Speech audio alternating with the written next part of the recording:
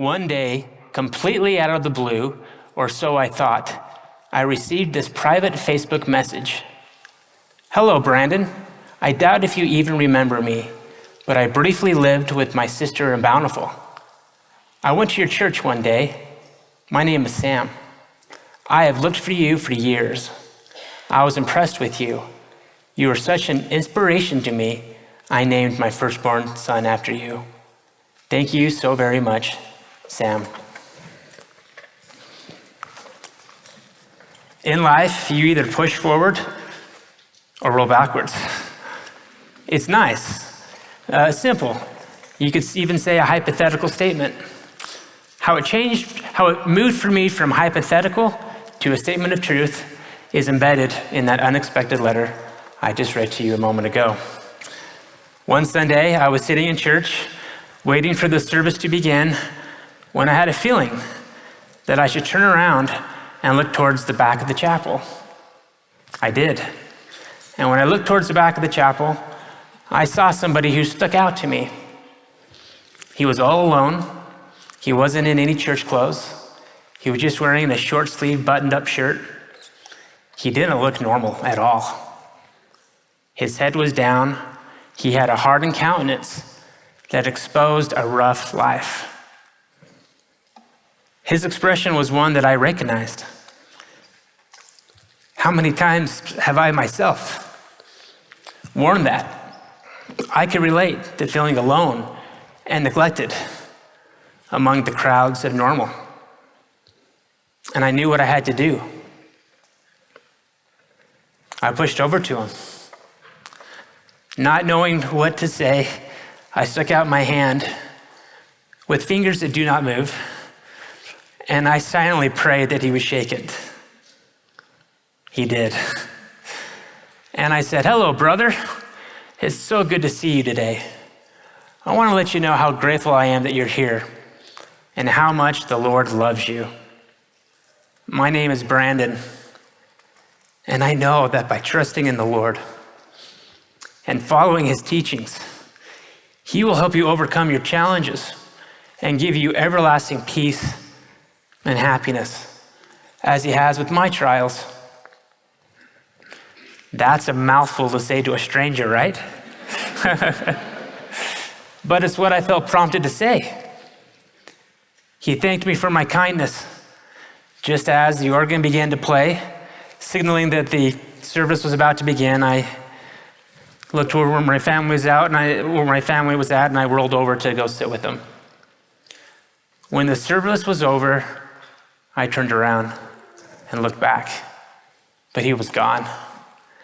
And I never saw or heard from him again.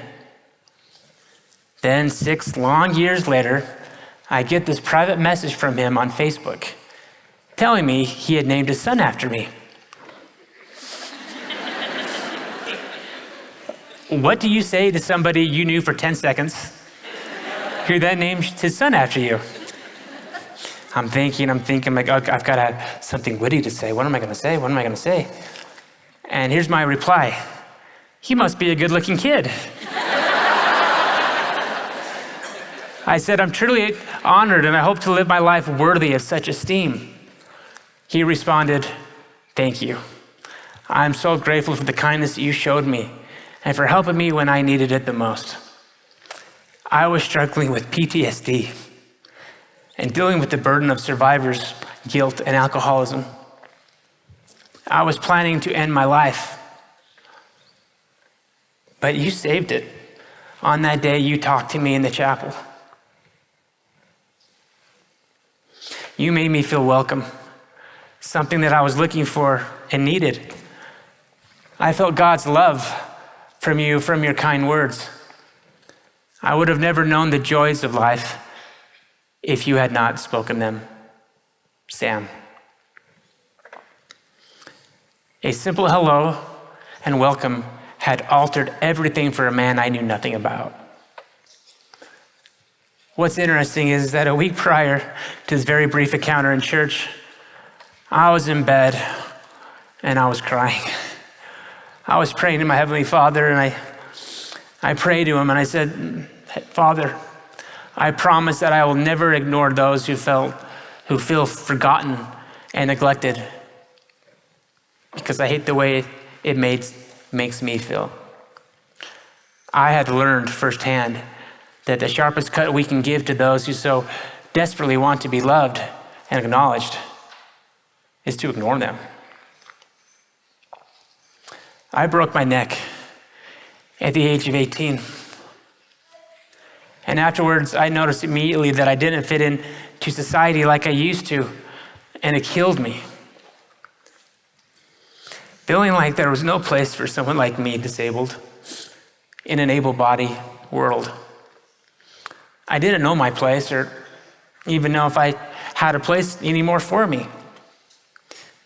But then it hit me that were it not for the challenges that I've had and the understanding that came with them, I would not have had the empathy and compassion to understand and notice what feeling neglected looks like and feels like how it felt with Sam. That's the beauty of our challenges, is even the most acute and painful challenges in life can produce life-changing opportunities for us to grow closer to God and to connect with those around us. I've had my fair share of challenges. Buckle up. I'm going to tell you about them. When I was 12, I suffered a traumatic brain injury, which took me 5 long years of work in order for me to speak fluently again. I completely forgot how to do my spelling and math, which, by the way, is still a struggle for me. When I was 18, I broke my neck in a freak diving accident running down a sandhill at Lake Powell, leaving me paralyzed from the neck on down, and a quadriplegic for life. At the age of 29, I basically froze to death in a freak ATV accident. I was found lifeless with an internal body temperature of 73 degrees. I was miraculously brought back to life. Oh no, it doesn't stop there. At the age of 34, I was involved in a high-speed collision on the highway, which required extensive facial reconstruction. They did a pretty good job, right? Now, I know what you're thinking. My poor parents. And you're right. I mean, what's next, right? Through all of these life-changing experiences, my parents have loved me. Not just taking care of me, but they've helped me find the positives in life that come from these challenges. Don't get me wrong, sitting down does have some positives. It saves money on shoes. I've literally have shoes in my closet that are 14 years old, and it looks like I just bought them. How many of you guys have been to Disneyland? In a wheelchair. Much better experience, trust me. I get a butt in front of the long lines, as I'm passing them by, and I get to go on rides twice, which is great. What's interesting is right after I broke my neck, my family took me to Disneyland. I wonder why. It was so soon after my accident that I had my neck brace on. And the doctor said, you can only go on the most exhilarating ride out of the whole theme park.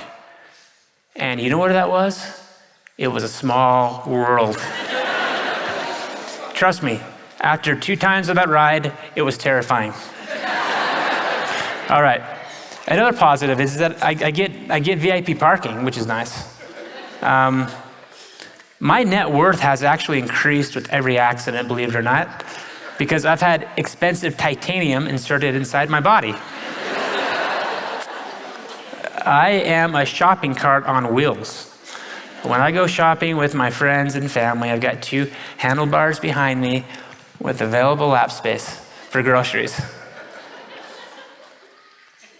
Seriously though, life is not always beautiful. for me or for you. But the outcomes can be. On my first day of college, I looked up at the building that housed my classes, and I saw something that made me shake my head in disgust. A long, steep, wheelchair-accessible ramp leading to the front doors. With the backpack filled with school books attached to the back of my chair, weighing me down, I knew there was no way that I could wheel myself up the ramp. I looked at my watch, and then at the entrance to the doors 30 yards away, and I saw people walking quickly back and forth, up and down the stairs, all of them oblivious to my predicament. They had legs that worked, mine did not. At first, I felt angry, but then said a quiet and brief prayer because class was soon to start, and I asked for patience and help. After a moment, the Spirit whispered to me, telling me that my purpose wasn't just about receiving an education, but also about giving one. Remember that simple statement of truth I shared with you at the beginning? In life, you either roll backwards or push forward. It became clear to me at the bottom of that wheelchair ramp what I needed to do. I had to push forward by allowing others to help me, which in return would help them. I had to swallow my pride and be willing to present myself as a constant service opportunity. It became very rewarding for me before every class to decide who my Sherpa would be to help me get up this mountain of a wheelchair ramp. Now, all right, I will admit, sometimes I picked a cute girl just so I could talk to her. But mostly it wasn't about me. I let the Spirit decide who it was that I would ask for help. And I never pushed alone. I hardly ever pushed at all during my 7 years of college.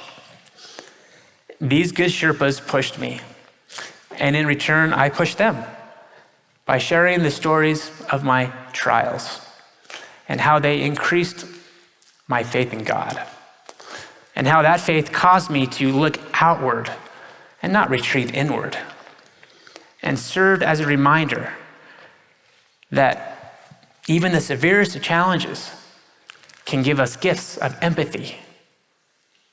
They can humble us. They can open up the way for us to gain broken hearts and contrite spirits. They can bring us closer to God. They can expand the capacity of our hearts to connect with, serve, and truly love others. There's a little boy out there who is named after me. Because of that small voice within, that small voice that speaks truth, said, Brandon, don't roll backwards or just stay put, but turn around and push forward. I hope I'll always be able to push forward in this life. And I hope and pray the same for you. Thank you.